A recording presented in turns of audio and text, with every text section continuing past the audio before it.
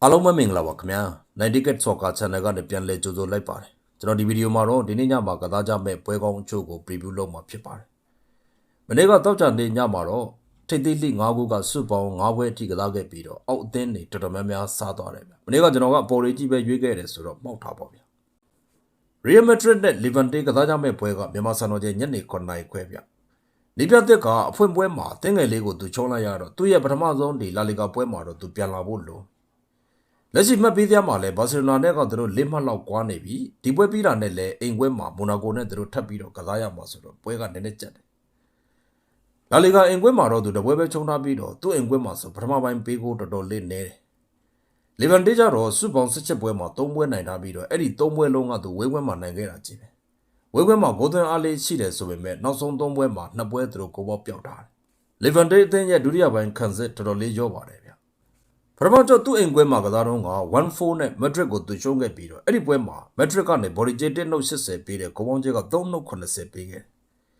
ဒီပွဲစတဲ့ကြေးကြတော့မက်ဒရစ်ကဘော်ဒီဂျေ2နှုတ်80ပေးတယ်ဂိုးပေါင်းကျဲက4လုံးအပေါင်း80ပေးတယ်မနေ့ကတော့2နှုတ်55 4ပေါင်း50အခုဒီနေ့ကျတော့မက်ဒရစ်ဘော်ဒီဂျေဒီ2နှုတ်30ဖြစ်လာတယ်ဂိုးပေါင်းကျဲက4ပေါင်း80ဖြစ်လာတယ်လောလောဆယ် Real Madrid တင်းရဲ့ current form ရဆိုဒီပွဲမှာပေးထားတဲ့ဘော်ဒီဂျေတော်တော်လေးပြည့်နေတယ်ပထမကြော့တုန်းကဂျင်းနဲ့တန်းချင်လိုက်ရင်လည်းဒီပေးထားတဲ့ body ကြီးဟာပြင်းတဲ့အထဲမှာပါတယ်ဆိုတော့နံပါတ်1နေနဲ့ Real Madrid အသင်းရဲ့ body ကိုကြိုက်တယ်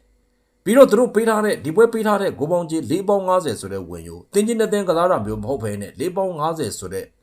ဂိုးပေါင်းကြီးဟာတော်တော်လေးပြင်းတဲ့အထဲမှာပါတယ်ဗျ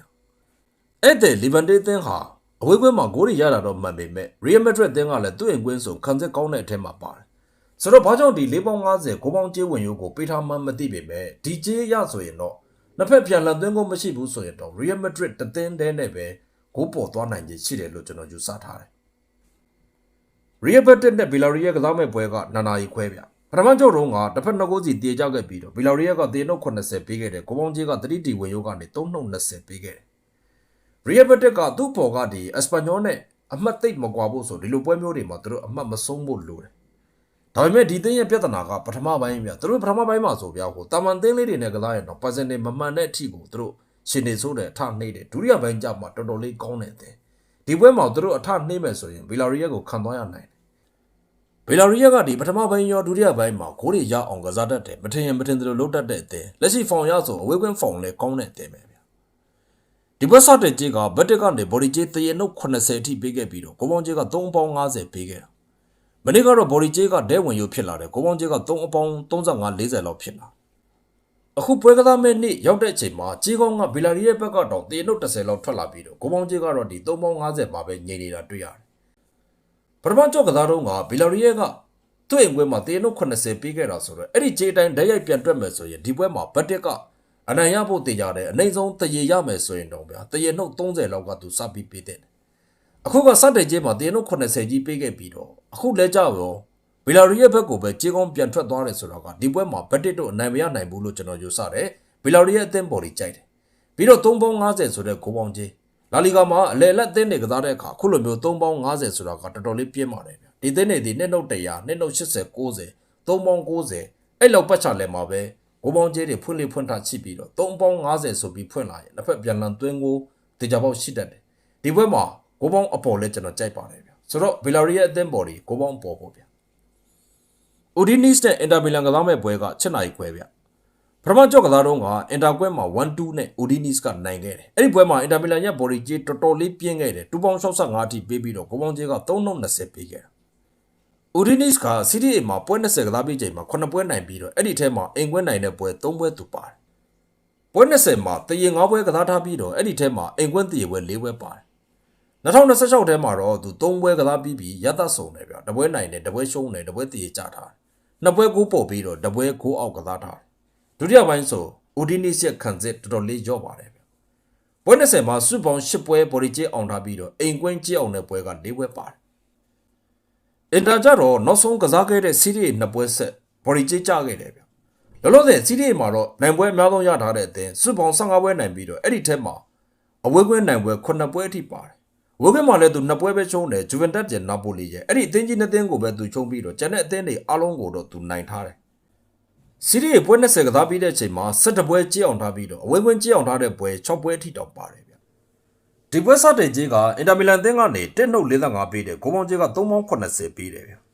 မနေ့ကတော့1နှုတ်50နဲ့3.50အခုဒီနေ့ကျတော့အင်တာဘော်လီကြေးဒီ1အနှုတ်25-30လောက်အထိဖြစ်လာပြီးတော့ဂိုးပေါင်းကြေးက3.60ဖြစ်လာတယ်ဆိုတော့ဘော်လီကြေး1နှုတ်50ဝင်ရိုးဂိုးပေါင်းကြေး3.50ဝင်ရိုးတွေဒီအောက်အသင်းအမြဲတကိုးရတတ်ပြီးတော့2-1ဒါမှမဟုတ်1-2ဆိုတာမျိုးတွေနဲ့ပြီးသွားလိမ့်ရှိတယ်ဒီဟာဒီအင်တာမီလန်ရဲ့အဝေးကွင်းနိုင်ပွဲတွေကိုကြည့်တော့လဲအဝေးကွင်းမှာ3ဂိုးပြတ်နိုင်ထားတယ်ဆိုတဲ့ပွဲမရှိဘူးဆိုတော့ Udinese အသင်းဘော်ဒီကြိုက်တယ်ဂိုးပေါင်းအပေါ်ကျွန်တော်ကြိုက်ပါတယ်ဗျာနာပိုလီနဲ့ဆက်ဆိုအလိုကစားမဲ့ပွဲ17ခွဲဗျာပထမကြော့ကစားတော့ကနာပိုလီကအဝေးကွင်းမှာ0-2နဲ့သူနိုင်တယ်အဲ့တော့ကဘော်ဒီကျေး1ပေါင်း30ဂိုးပေါင်းကျေးက2.80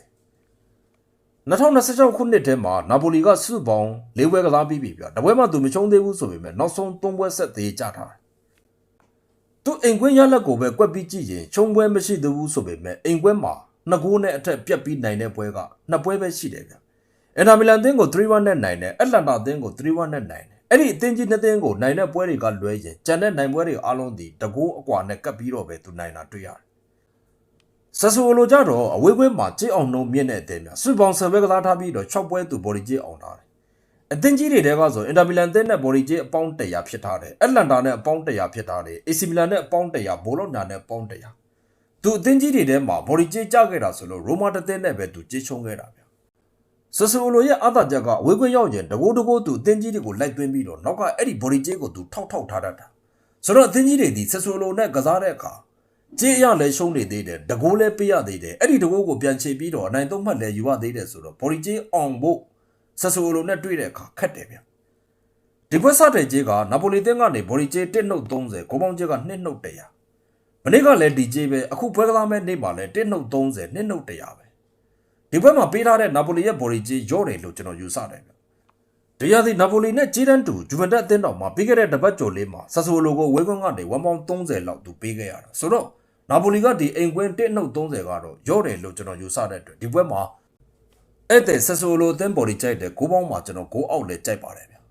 စောဒီလိုက်နားထောင်ပေးကြတဲ့တယောက်ချင်းစီတိုင်းကျေးဇူးအများကြီးတင်ပါတယ်ဗျမြန်မာပြည်ကြီးအမြန်ဆုံးအေးချမ်းပါစေအာတမတရားလဲမြန်မြန်ကြဆုံးပါစေခင်ဗျာ